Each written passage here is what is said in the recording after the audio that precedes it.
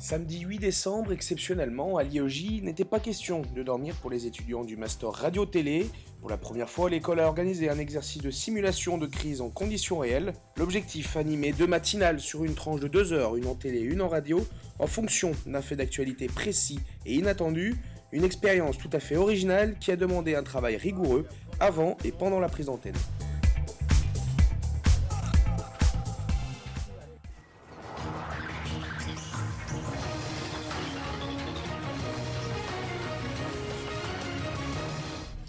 Bonjour à tous, bienvenue sur IEJ TV. Il est 6h30, la matinale sur ESJ News est présentée par Anaïs Grokoviak et Vincent Vieillard. Bonjour. Puis pendant le direct, moi j'ai vraiment laissé le rédacteur en chef se débrouiller en quelque sorte. J'ai donné un petit coup de main ici et là, j'ai de temps en temps recadré des petites choses, mais je me suis délibérément placé en retrait parce qu'on s'est placé dans les conditions d'un direct et que en direct c'est sans filet, il n'y a pas toujours le prof, l'intervenant. Et priorité au direct, on va tout de suite rejoindre Alexandra Lambrecht sur place à Bastia. Alexandra, qu'est-ce que vous pouvez nous apprendre de plus à cette heure-ci? Suite à une première conférence de presse, nous en savons désormais un peu plus.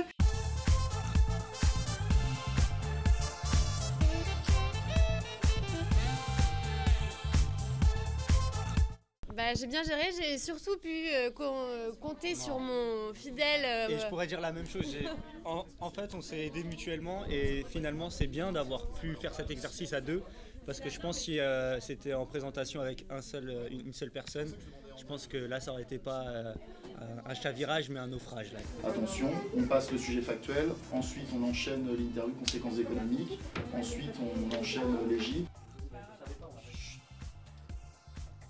Ce qui était intéressant pour les élèves du master, c'est que là, ils étaient confrontés à la réalité du terrain, à la réalité des timings, avec une prise d'antenne à 6h30, un rendu antenne à 8h30, 2 heures qu'ils avaient préparées, mais l'actualité étant ce qu'elle est, elle évolue au fil des minutes. Du coup, ils ont dû s'adapter.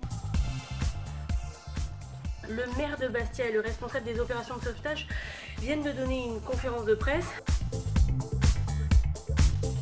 Non, je pense que ça a été un vrai exercice pour eux, qu'ils étaient contents. Au départ, quand je suis arrivée avec cette idée, alors c'est vrai qu'ils ont été très très contents et emballés dès le départ, mais je pense que ça leur faisait quand même un peu peur. Et ils ont géré formidablement bien et professionnellement ce stress, parce que franchement, j'étais presque plus stressée qu'eux en fait.